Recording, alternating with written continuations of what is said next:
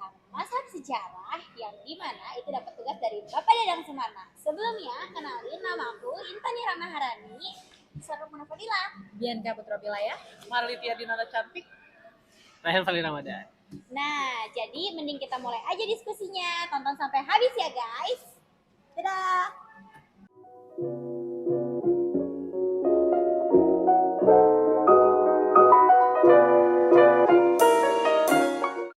Halo semuanya, nama gue Bianca Putra Pilaya.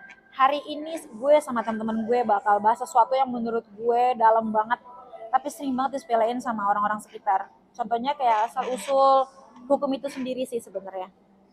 Kadang orang mikir tuh hukum itu cuma sekumpulan pasal yang ditulis di buku tebel. Padahal kan hukum itu juga kayak makhluk hidup, bisa lahir, bisa tumbuh, dan bisa mati juga bareng sama masyarakatnya. Itu sih yang dibilang sama Friedrich Karl von Savigny, bapaknya mazhab sejarah. Dia percaya banget sama hukum itu nggak bisa dibuat kayak mie instan, ya secara mudah aja gitu. Hukum tuh lahir dari jiwa bangsa, dari pengalaman kebiasaan, terus dari cara hidup masyarakat itu sendiri. Savigny itu semacam ngingetin kita jangan sok modern deh lo kalau belum ngerti akar sendiri. Karena hukum tuh dipaksain tanpa ngerti sejarahnya, cuma kelihatan keren di atas kertas tapi kosong di dalam gak sih Sar? Ya gak menurut lo? Iya. Nah, dan lucunya nih, ide ini tuh muncul pas orang-orang Jerman ngikutin banget Perancis bikin kodifikasi hukum. Tapi Savigny-nya tuh ngegas banget, kayak gak semudah itu Ferguson. Oke. Menurut dia nih kalau hukum dipaksain dari atas, apalagi cuma buat nyamain negara lain, hasilnya tuh bakal garing. Karena hukum tuh seharusnya tumbuh dari bawah, dari rakyat, bukan dari ego penguasa. Asik. Savigny tuh kayak bilang hukum itu bukan proyek tapi proses. Dari tumbuh barang budaya, terus juga sejarah, dan luka-luka bangsa itu sendiri. Makanya hukum yang hidup itu bukan yang ditulis, tapi yang dirasain. Nah, gue setuju banget tuh.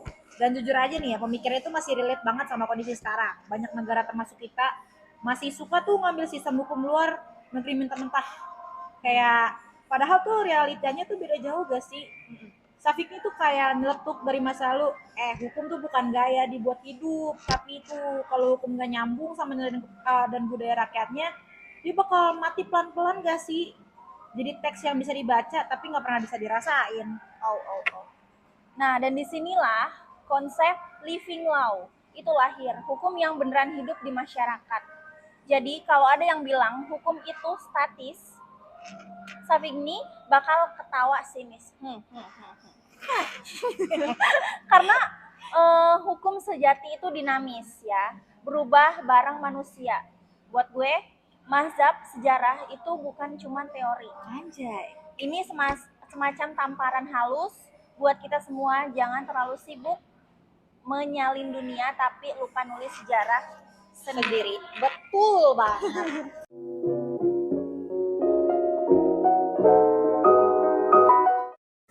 Sini ikut gue ngobrol bareng sama Intan karena tadi kita udah ngeliat si Sasa sama Kak, kamu tahu nggak sih?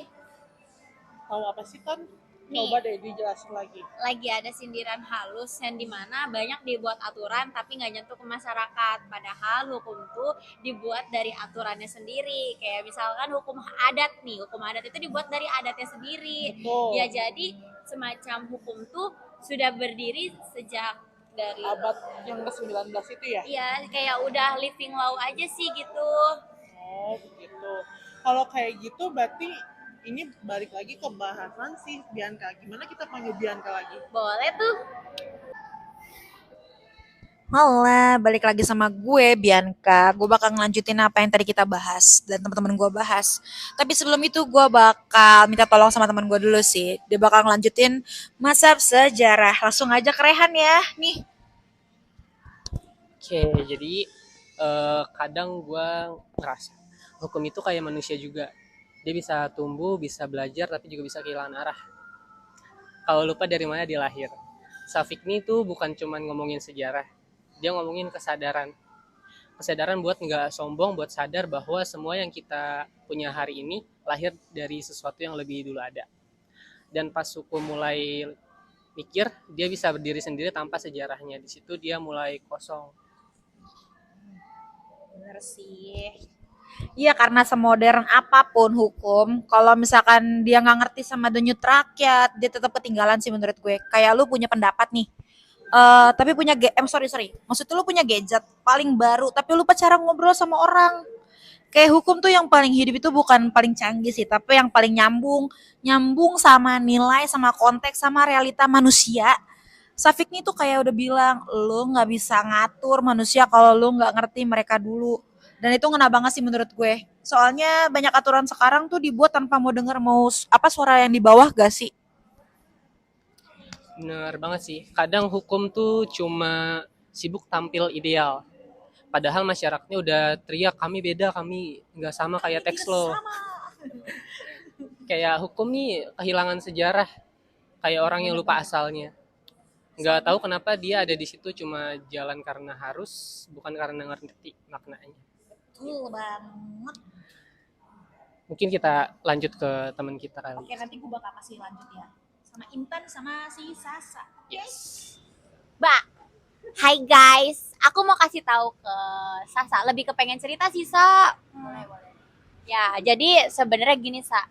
Menurut lu di sini tuh hukum udah ada atau belum di Indonesia ini? 50-50 lah ya. Kadang ada, kadang enggak. Ya, kalau menurut gue ya, Sa, dipikir-pikir nih ya, hukum itu lebih ke ada cuman buat kelihatan keren aja di atas kertas. Padahal sebenarnya nggak kayak gitu. Sebenarnya menurut gue hukum tuh harus ditaati, dimaknai, harus tahu nih maknanya hukum buat apa. Terus adanya hukum tapi nggak ditaati, nol dong.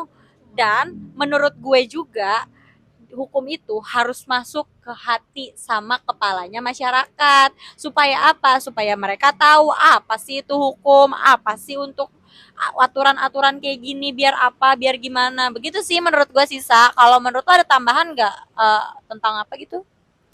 Iya, hukum adat tuh nih ya yang sering diremehin sama masyarakat. Kayak misalnya, pakai adat ini atau pakai apa cara ini tuh kayak kolot atau segala macem.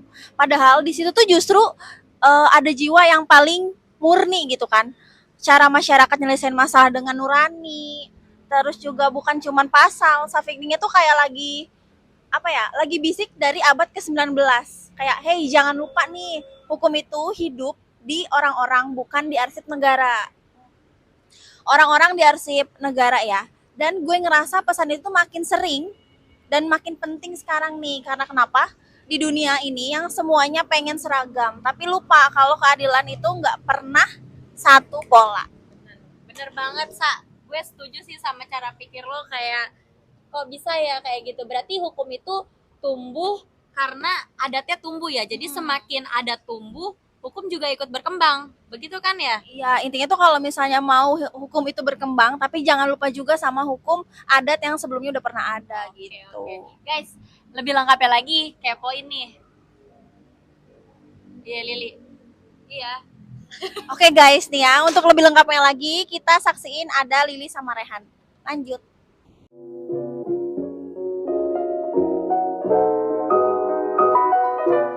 Oke, gue lanjut ya. Safik nih tuh ngasih kita pembelajaran yang menurut gue kayak timeless banget gak sih, bahwa hukum itu tentang siapa yang paling kuat nulis undang-undang, tapi siapa yang paling ngerti manusia. Nah, kalau hukum udah berhenti belajar dari masyarakatnya, dia udah berhenti tuh jadi hukum, ya. Karena hukum yang hidup tuh bukan yang dihafalin aja, tapi yang dirasain juga, yang kita rasain dalam hati kita, kita rasain dalam keadilan kita. Gitu hukum. Tapi coba kita tanya lagi ke Rehan ya.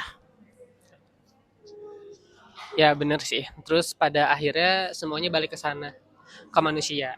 Kalau hukum kehilangan manusia berarti dia kehilangan jiwa. Lu bisa punya 1000 pasal tapi tanpa nurani itu cuma teks kosong. Safik ini tuh kayak mau bilang hukum nggak akan pernah hidup tanpa sejarah, dan sejarah nggak akan pernah berarti tanpa manusia. Jadi mungkin Bianca bisa lanjut gitu ya. Kalau hukum itu apa sih? produk apa gitu loh. Oke, gue bakal lanjutin dan ngesimpulin sih sebenarnya dari gue dan teman-teman gue. Kalau menurut gue hukum itu bukan produk ya guys. Hukum itu bukan produk industri yang dia lahir tuh dari mesin, tapi dia itu juga cerita dari pengalaman yang diturunin sama dari generasi ke generasi. Iya gak sih, Sa? Menurut lo gimana? Kalau menurut gua nih, hukum itu nggak perlu kemasan keren, bagus, mewah segala macem. Karena kenapa? Yang penting itu dia cuma butuh ngerti siapa yang dia lindungi. Arera, cika lagi pakai kudo. Oke juga teman-teman gue. Tapi kalau versi gue, hukum itu tanpa sejarah ibarat hati tanpa ingatan. Yang udah pasti kelihatan hidup nih. Ini ibaratnya tuh kayak jomblo, kelihatan hidup tapi hampa cuy. Cuak. Nah, kalau menurut gua hukum itu harus kuat, cuy. Kuat. Kuat dari kuat yang gue maksud itu jangan cuma bikin pasal lah, undang-undang, tapi lo pada nggak ngetaatin itu semua. Ngerti gak sih? Kayak lo harus pahami akar-akarnya, mendalami, ya. Mendalami, ya. Ya. Dari Rehan. Nah, dan mungkin di tengah semua yang berubah secepat sekarang, kita cuma perlu berhenti sebentar dengerin sejarah ngomong lewat hukum, karena disitulah kita nemuin arti keadilan yang sesungguhnya, bukan keadilan yang diatur tapi yang dirasain gitu. Jadi gua Rehan dan bareng teman-teman gua ada Intan, ada Bianca, ada Sarah, ada Mahardita, dan ini obrolan kita tentang mazhab sejarah, sebuah pengingat kalau hukum itu bukan tentang siapa yang punya kuasa tapi siapa yang masih punya hati gitu. Gue tuh makin baca tentang mazhab hukum alam, makin ngerasa kalau konsep ini tuh kayak intuisi moral. Kayak lu nggak perlu kuliah hukum deh buat ngerti kalau lu tuh nggak boleh ngebunuh orang sembarangan. Kayak itu kayak default settingan manusia gitu loh. Kayak udah dari sononya. Dan gue mikir jauh sebelum negara ribet-ribet buat pasal, undang-undang dan lain-lain gitu.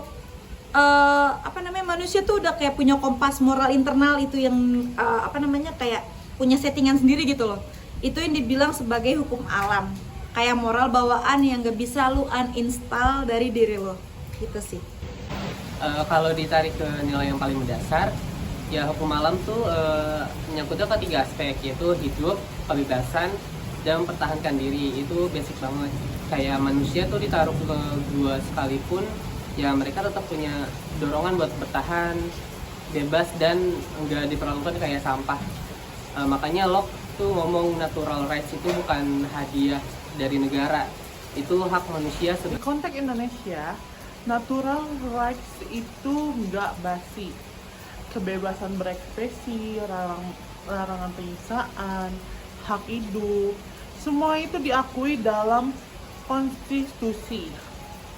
Bahkan ketika dia UU yang selalu ngebatasi rakyat, aktivis atau ahli biasanya ngecek ke nilai universal yang pada dasarnya hukum alam. Jadi, meskipun kita punya Pancasila, prinsip natural law tetap jadi standar moral tertinggi. Nah kalau misalkan ngomongin tokoh yang relevan, gue sih sama ya dukungnya ke John Locke juga, karena dia itu kalau ngomongin sesuatu tuh mendasar dan secara ilmiah juga. Jadi dia juga masuk ke misalkan kayak dia ngebahas tentang kemarin isu-isu HAM gitu ya. Itu tuh isu HAM hari ini. Bahkan Mahkamah Agung juga ngutip beberapa yang dia ambil gitu ya, dari tentang berpendapat, terus berperlindungan, berkebebasan pendapat. Jadi meskipun konsepnya tua, bagi gue sih relevansinya masih anget dan masih bisa dibicarakan juga. Dan gue sih setuju banget sama si Locke itu. Yang menarik, hukum alam tuh bisa religius, tapi nggak harus religius juga sih. Intinya nilai baik dan juga buruk itu lebih tinggi dari aturan pemerintah. Mau sumbernya moral umum, nurani, akal, atau ajaran agama, semua itu bisa nyambung. Jadi dia bukan kayak hukum syariah atau doktrin gereja, tapi lebih kayak the bigger moral picture yang berdiri sebelum negara ngomong apa-apa. Kalau disuruh milih, hak alamiah yang paling gak boleh diganggu tuh menurut gue ada 3. Yang pertama hidup, kebebasan, ketahanan diri. Jadi kalau negara ngelanggar salah satu dari itu tuh, negara ya basically kehilangan legitimasinya sih. Kayak jadi negara tuh nggak bisa seenaknya, meskipun dia nulis aturan atau undang-undang atau pasal-pasal yang ngatur manusia atau masyarakat di di negara tersebut. Gitu. Walaupun ideal, mazhab hukum alam tuh tetap dikritik juga. Kritik paling brutal itu moral itu relatif. Jadi kayak budaya itu kan beda-beda, standar baik buruknya juga beda-beda. Jadi gimana caranya bilang hukum alam itu universal? Poin validnya sih kita tetap percaya ada moral dasar yang nggak berubah di semua budaya. Kayak contoh, orang beda bangsa tetap sepakat bahwa nyiksa orang itu salah. Nah, bagian itulah yang dimaksud hukum alam. Etika sosial itu kesepakatan masyarakat bisa berubah, bisa fleksibel. Hukum alam beda, dia lebih tinggi dari stabil. Jadi sekalipun masyarakatnya setuju sama sesuatu yang salah, misalnya nih, zaman perbudakan secara hukum alam itu tetap salah, seperti kayak perbudakan Rodi. Makanya dia jadi moral kompas yang enggak goyah, kayak gitu. Katanya keadilan itu tricky banget. Keadilan menurut siapa nih? Nah, hukum alam juga ngomongin kalau keadilan itu fitrah. Tuh, hukum alam sendiri aja udah ngomongin kalau keadilan itu fitrah kan. Tapi ya tetap butuh interferensi manusia. Jadi meskipun keadilannya itu fitrah, kita tetap butuh interferensi dari manusianya juga supaya seimbang. Makanya perannya bukan ngatur teknis, nih ya dicatat, bukan ngatur teknis, tapi fondasi moral buat kita ngejudge apakah suatu aturan udah oke atau belum, atau masih ngaco nih. Kan kita nggak tahu ya itu aturannya itu udah jadi bener-bener yang serak atau masih ngaco nih. Nah, negara juga bikin hukum, tapi hukum alam dikasih moralnya. Jadi hukum alam itu buat bikin moralnya jadi lebih baik supaya klop. Menurut sebagian ahli, hukum positif itu cuma konkretisasi dari hukum alam. Kayak blueprint sama bangunannya.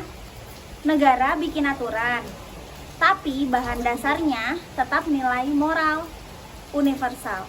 Kalau bangunannya kacau, ya balik lagi ke blueprintnya. Makanya hukum alam itu kayak peta moral. Yang lucu, teori hukum alam itu percaya manusia kalau manusia itu makhluk yang rasional. Tapi realita politik ya lu tau sendiri deh. Kayak ambisi, ego, duit, jabatan kadang bikin manusia tuh justru jadi nggak rasional banget, termasuk gue karena gue juga manusia. Tapi karena manusia bisa ngaco, makanya manusia tuh makanya hukum alam perlu buat jadi rem moral sebelum kekuasaan itu tuh jadi kebablasan, gitu sih. Nah, gue bukan bilang moral itu selalu seragam, tapi selalu ada titik universal, kayak larangan bunuh sembarangan, larangan nyiksa, kewajiban amanah itu ada di mana-mana. Jadi mazhab hukum alam tuh bukan ngaku-ngaku semua moral di dunia itu sama, tapi dia ngomongin soal moral dasar yang konsisten di lintas budaya, kayak gitu. Masalahnya gini, kadang negara bikin aturan tabrakan sama moral dasar itu. Terus orang jadi bingung. Ini kan sah-sah aja ya menurut undang-undang. Tapi kok rasanya salah. Nah, mazhab hukum alam tuh lantang banget bilang kalau aturan negara nggak bermoral. Nggak moral. Itu bukan hukum. Jadi hukum itu harus bermoral. Makanya konsep ini dipakai sebagai bensin moral buat ngekritik rezim zalim, aturan sah tapi nggak adil. Ya invalid secara natural lah kayak gitu. Contoh modernnya gampang nih, kritik negara yang ngelakuin genosida, penghilang paksa, atau juga pembungkaman oposisi. Tuh, itu ada 3 contoh. Bahkan kalau negara itu punya undang-undang yang mengizinkan secara hukum alam itu tetap haram. Jadi dari situ juga kalau negara punya undang-undang juga mengizinkan secara hukum alam itu haram. Lembaga HAM atau hak asasi manusia internasional sering menggugat pakai konsep itu loh. Simpelnya, selama manusia masih bisa berbuat jahat dan negara bisa salah arah, hukum alam akan selalu relevan. Dia jadi rem terakhir nih buat ingetin kalau kekuasaan itu nggak boleh nginjak moral dasar. Di segitu aja diskusi dari kelompok 1. Sebelumnya ada quotes nih. Kebahagiaan itu akan menciptakan keadilan. Keadilan itu menciptakan keikhlasan. Dan keikhlasan itu munculnya dari hati. Bye-bye guys. Bye-bye, see you.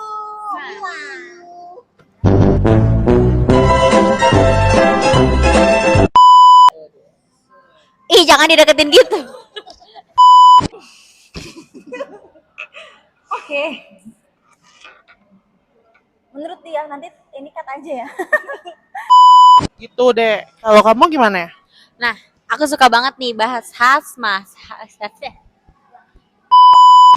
Ngomongin tentang apa sih tuh? Ngomongin apa sih dia? Udah. Ayo kedua dong. Ayo ya, udah mulai.